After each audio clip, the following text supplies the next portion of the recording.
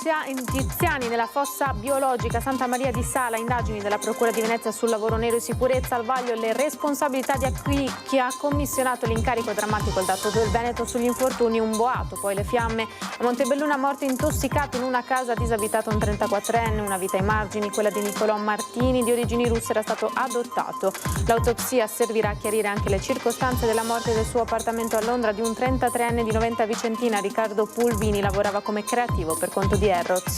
Lorena Venier scrive ai parenti e colleghi di lavoro, le lettere saranno consegnate dal suo avvocato Giovanni Denardo. Intanto dai verbali dell'interrogatorio emerge che la morte del figlio è sopraggiunta dopo 6 ore di agonia. Scontro automoto durante un sorpasso nel primo pomeriggio di oggi a Porte Grandi di Quarto d'Altino, grave il centauro di 18 anni ritrasportato a Mestre. Il direttivo regionale della Lega ha chiamato a scremare le 150 autocandidature per Palazzo Ferrofini. Roberto Marcato invoca priorità per gli uscenti e sul nome del candidato governatore lancia un messaggio forte alla Lega.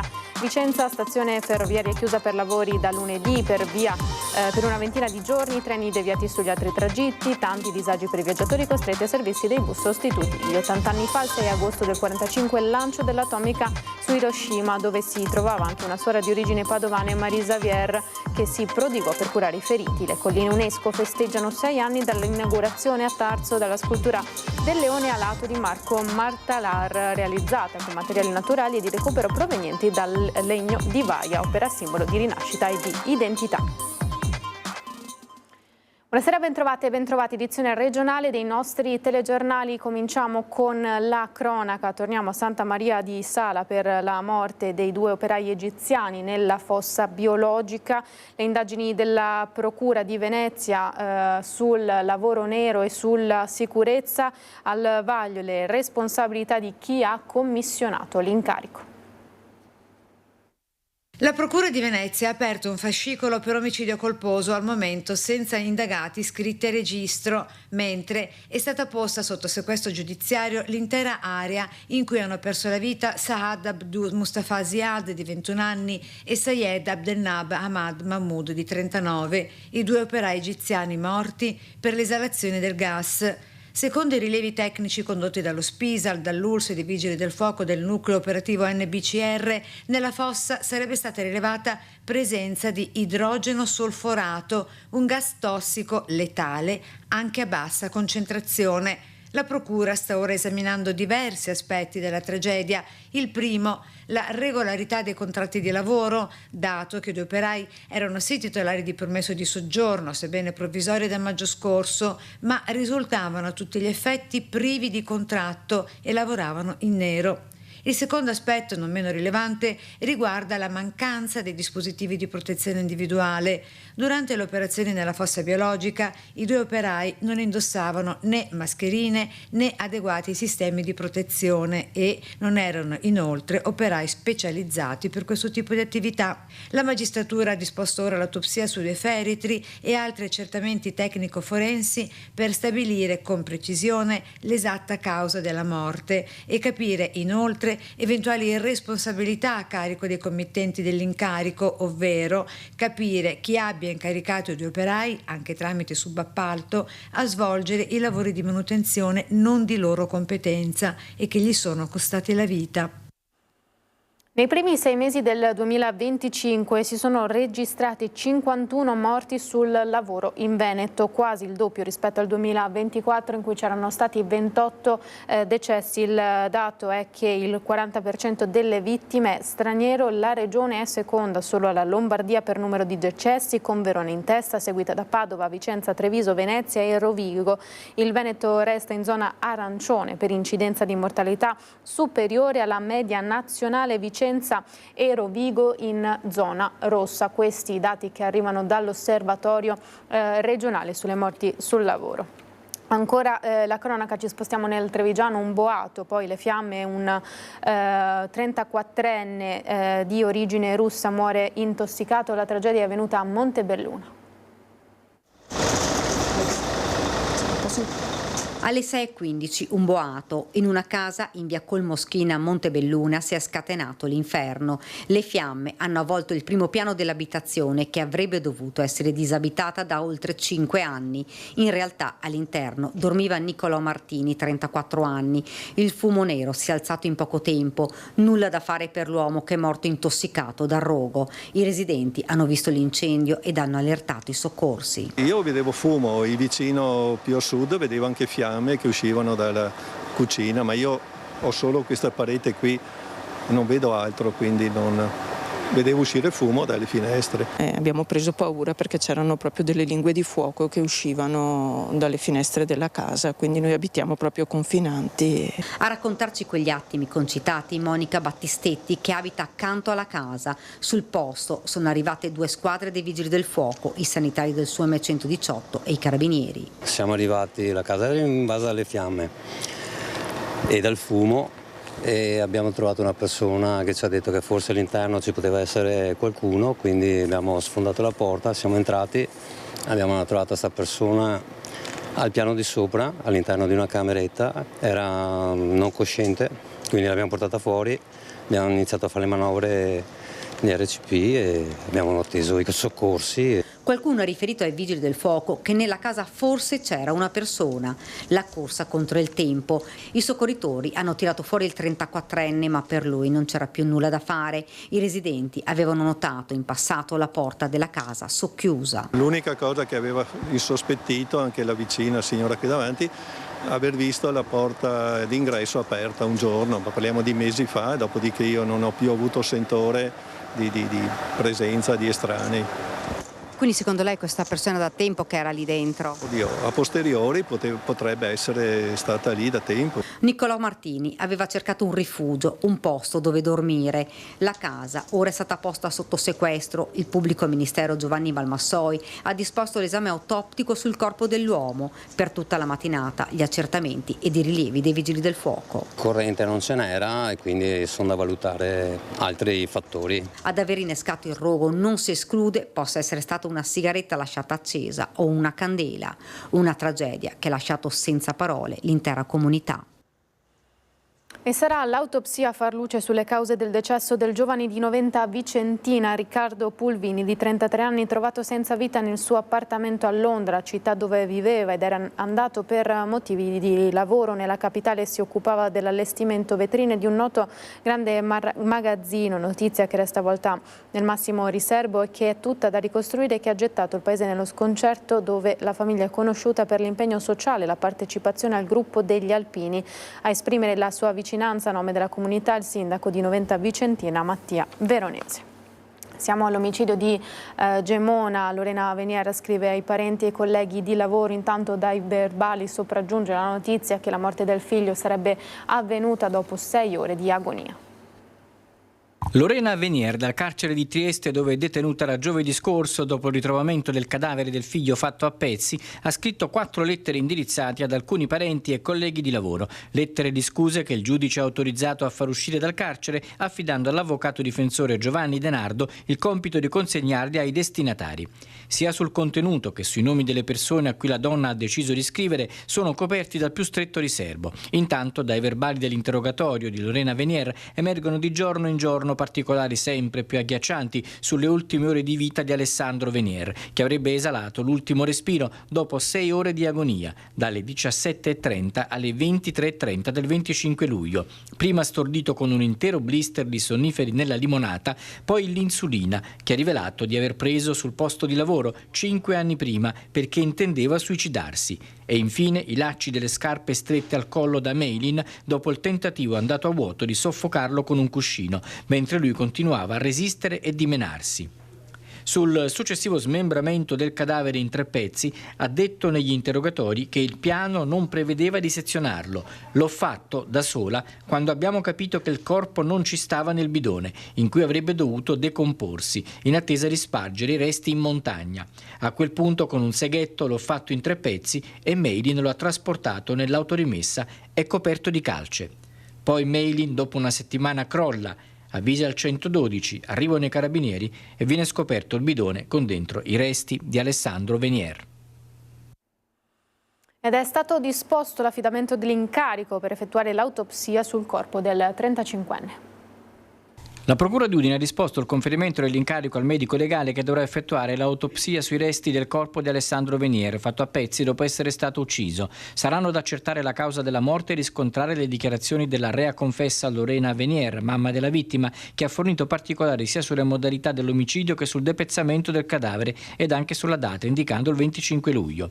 In considerazione della situazione particolare in cui è stata rinvenuta la salma, riferisce il procuratore aggiunto Claudia Danelon, è possibile che il consulente incaricato si avvalga a sua volta di altri specialisti che lo affiancheranno per accertare ogni dettaglio di ciò che è accaduto. Intanto il giudice per le indagini preliminari ha conferito l'incarico di curatore speciale della bimba di 6 mesi, figlia di Alessandro Venier e Meli Incastro Monsalvo, accusati di aver ucciso l'uomo insieme alla suocera, all'avvocato Anna Maria Cassina di Udine, che si prenderà cura della tutela dei diritti della bimba per quanto riguarda gli aspetti penali della vicenda. Era un atto questo indispensabile per poter disporre l'autopsia. Ognuna delle parti coinvolte, infatti, indagati e parti offese, tra cui c'è anche la bambina, ha il diritto di partecipare agli atti irripetibili, come è l'esame autoptico, attraverso i consulenti di fiducia. Per la piccola di 6 mesi si occuperà di tutto l'avvocato Cassina, che fa sapere di non avere ancora deciso se e a chi affidare l'incarico e di essere in attesa della notifica della decisione della Procura di disporre l'autopsia.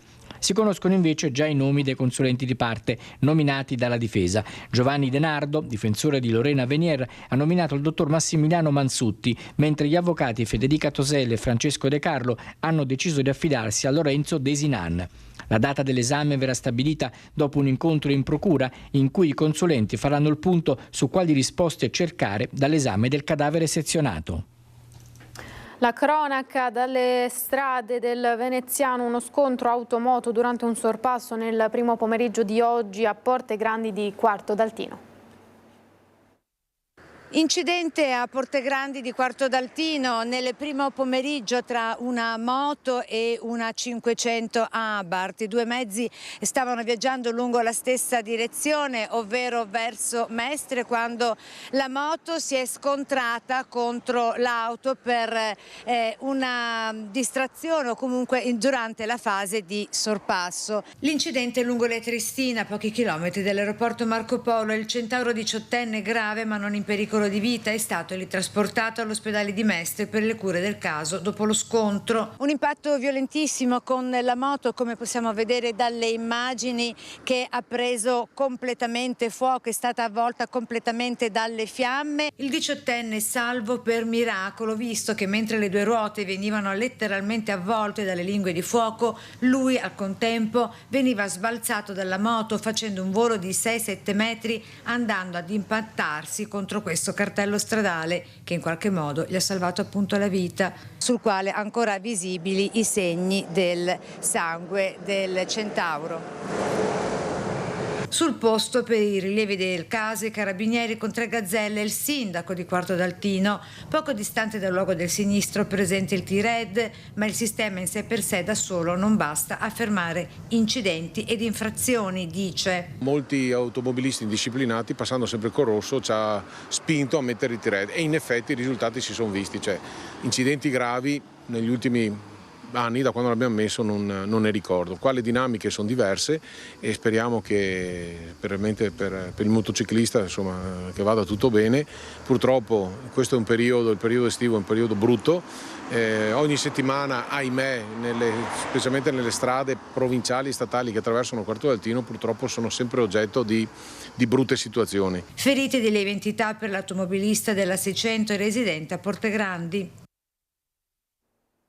Così dal Veneziano intanto passiamo alla politica. C'è attesa per le decisioni del direttivo del Carroccio sulle autocandidature a consigliere regionale per Roberto Marcato, ospite a Focus TG. Serve una corsia preferenziale per gli uscenti.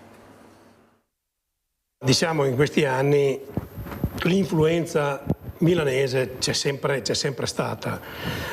Io credo che sia arrivato il momento che basta, insomma. Allora, i veneti decidono che il miglior candidato è Alberto Stefani, basta, ma a Milano non piace, affari nostri. Spero che la dirigenza del mio partito sia in grado anche di dire dei bei no sonori, insomma. I lombardi si facciano gli affari loro, noi ci facciamo gli affari nostri. Siamo fratelli, però io mi devo preoccupare della tenuta della Liga Veneta, innanzitutto. Autonomista duro e puro, Bulldog Marcato, anche se significa mandare un messaggio forte alla Lega Lombarda. Basta con le ingerenze da Milano sulla partita più delicata della Liga in Veneto da anni a questa parte. Si scrive regionali, si legge futuro del Carroccio, con un Alberto Stefani sempre tra i più accreditati come candidato governatore, se alla fine l'ago della bilancia a Roma penderà per il Carroccio e non per Fratelli d'Italia. A rimescolare le carte però spunta un sondaggio SVG condotto tra 1000 veneti sul gradimento dei leghisti, che vedrebbe premiati prima di Stefani, tra fiducia e notorietà, Massimo Bitonci, altro nome sempre più in pole position, e poi Mario Conte e lo stesso Marcato. Sondaggio però che nell'assessore suscita molte perplessità. Sul fatto che Stefani sia ultimo, cioè, non so, mi sembra un po' tirata questa cosa. E non vorrei, adesso mi prenderò sicuramente, ma non vorrei che fosse fuoco amico questo. Nel senso che probabilmente il committente non è un fan di Alberto Stefani. Il segretario da par suo ha ben altre gatte da pelare, perché prima del nome più atteso c'è da scegliere la squadra dei consiglieri al voto. Oltre 100 autocandidature arrivate alla sede regionale per una scrematura che dovrà deciderne 55 e la consapevolezza che il numero di 34 a Palazzo Ferrofini, ottenuto nel 2020, sarà irripetibile. Anche per questo Marcato suggerisce a Stefani una metodologia. Io credo che comunque se i consiglieri uscenti desiderino ricandidarsi debbano avere una sorta di, non dico lascia passare, ma insomma un punteggio maggiore rispetto a chi consigliere non è, perché la prossima sarà una legislatura molto difficile, anche la maggioranza sarà spezzettata, per cui servono consiglieri che abbiano un'esperienza amministrativa tale da poter reggere alle pressioni dei prossimi 5 anni. Ecco perché secondo Marcato serve una lista Lega forte e non drenata di voti. L'assessore ribadisce la sua posizione critica sulla lista Zaia, la stessa che, lanciata dallo studio di Ring, aveva alzato il polverone nel Carroccio. Tra le reazioni più forti c'era stata nei giorni scorsi quella del capogruppo della Liga in regione, Giuseppe Pan, che aveva detto: non si sputa sul piatto dove si mangia. Il discorso di Pan sarebbe corretto se io mi fossi candidato con la lista Zaia, ma mi sono candidato, lo ricordo sempre, mi sono candidato con la Lega, se Pan che sputa sul piatto dove gamma, perché ricordo che Pan è lì perché io mi sono dimesso, perché io sono stato eletto in lista Lega, lui è capogruppo e ha ragione, lui deve difendere la posizione. Io sono un po' un cane sciolto e mi posso permettere il lusso di dire pagando quello che penso. Indagano i carabinieri sui manifesti di protesta che ieri sono comparsi a Cittadella nel Mirino, il sindaco Luca Pierobone e il sottosegretario Massimo Bitonci. Ad ogni ingorgo pensiamo a voi, una scritta eloquente su alcuni cartelli che riportano a sinistra della frase il volto del sindaco di Cittadella, Luca Pierobon, a destra quello dell'attuale sottosegretario Massimo Bitonci, per anni sindaco della città murata. Sono rimasti appesi per poche ore nella giornata di lunedì, ma non sono certo passati inosservati questi manifesti. In azione pare siano tornate una o più persone che già in passato avevano utilizzato questo modo per esprimere il loro dissenso nei confronti dell'operato dell'amministrazione cittadina.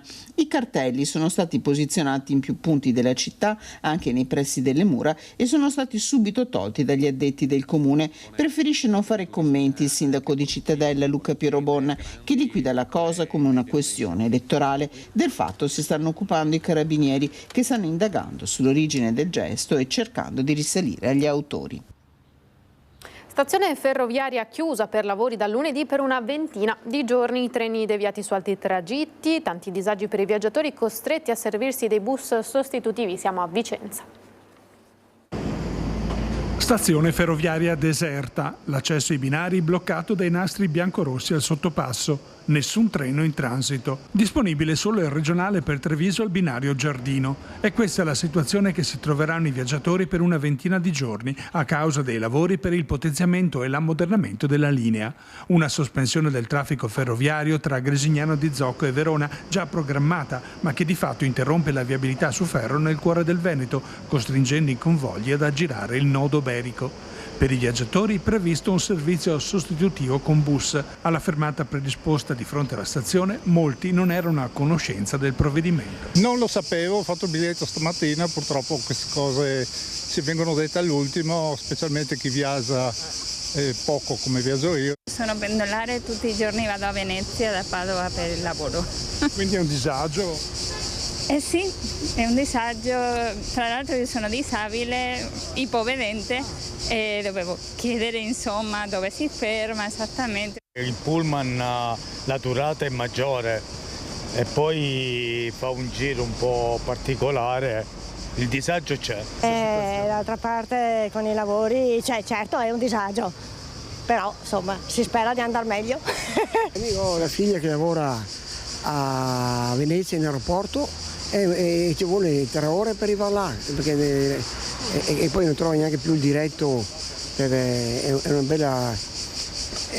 un bel casino perché devo andare a prenderla io con la macchina. Tra l'altro credo che il VBC Park sia anche sostanzialmente disattivato, quindi non abbiamo dove poter magari anche un punto d'appoggio bici che sostanzialmente sarebbe importante averlo.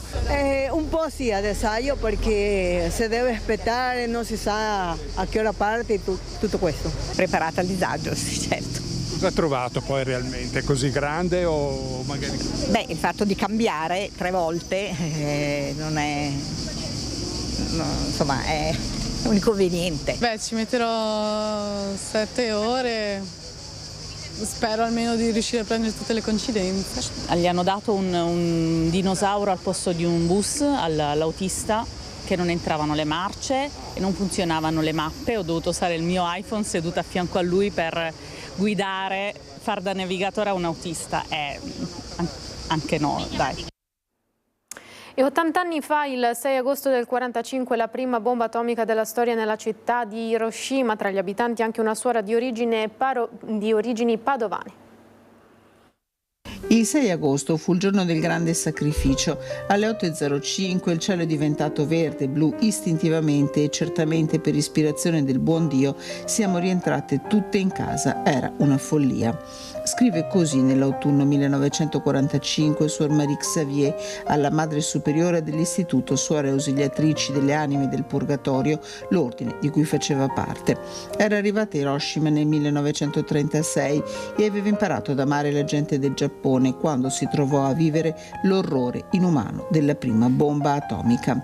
Lei, la monaca dalla voce gentile e le consorelle si salvarono e senza sosta prestarono aiuto e soccorso ai superstiti. I genitori di Suor Marie Xavier erano padovani. La mamma di Eleonora Saccardo Rasi, Suor Marie, era Giuseppina Saccardo, figlia di Pierandrea, prefetto dell'Orto Botanico. Il papà, il padovano Pietro Rasi. A 17 anni Eleonora aveva lasciato la famiglia e abbracciato l'ordine, sognando di diventare missionaria. Dopo aver imparato l'inglese, era arrivata nella comunità di Kusunoki-cho a Hiroshima.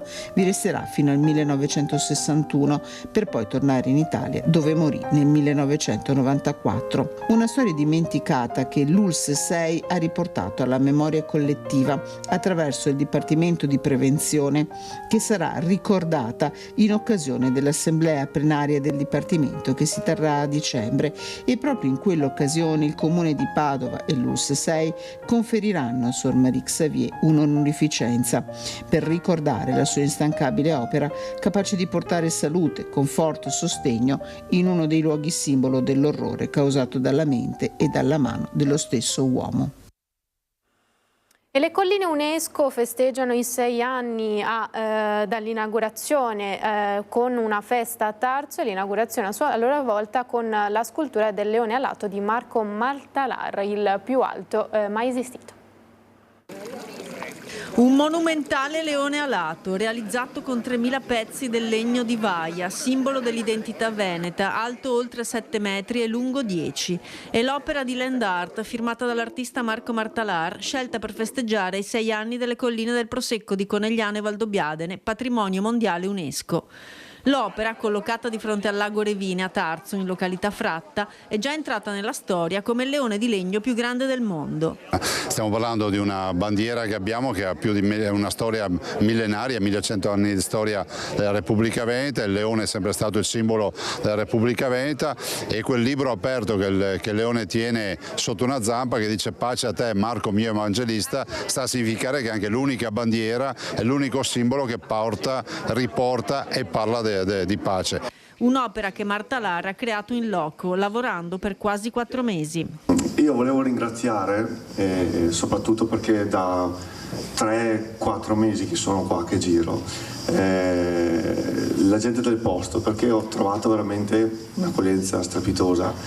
Man mano che passava il tempo venivano a conoscermi mentre costruivo l'opera, anche se chiedevo che doveva rimanere tutto in sordina. L'occasione della festa è anche però quella per fare un bilancio su ciò che funziona e ciò che ha funzionato meno. I dati del turismo ci raccontano che le colline oggi sono la prima destinazione turistica che cresce di più in Veneto, per cui questo ci conforta sul fatto che le attività che stiamo realizzando vanno nella direzione di un turismo più lento, che era quello che desideravamo, e anche un turismo che rimane sulle colline un po' più tempo, quindi quelle 3-4 notti, e quindi porta valore al nostro territorio. Oltre 9.000 camminatori hanno infatti timbrato la credenziale sul cammino delle colline. Uno dei nei resta però la mobilità. Bocciato il pullman con trasporto bici, si sta ragionando su altro. La logistica diventa fondamentale, perché noi sappiamo bene che le colline hanno questo come, tra virgolette, tallone d'Achille sul quale stiamo lavorando, e stiamo lavorandoci anche perché quello che noi dobbiamo fare è valorizzare e tutelare questo territorio. Non possiamo pensare a una logistica che invece crei disagio anche a chi ci vive e a chi ci lavora, per cui questo è sicuramente uno degli obiettivi che ci siamo dati con il piano di gestione e che sicuramente poi riusciremo anche a realizzare in questi prossimi anni. Anche sulla ricettività si sta pensando come valorizzare l'esistente senza nuovo consumo di suolo, potenziando il ruolo dell'accoglienza diffusa. E si chiude così il telegiornale del Veneto. Grazie per averci seguito. Subito dopo di noi, come sempre, le previsioni del tempo, poi l'edizione di Venezia. Una buona serata, arrivederci.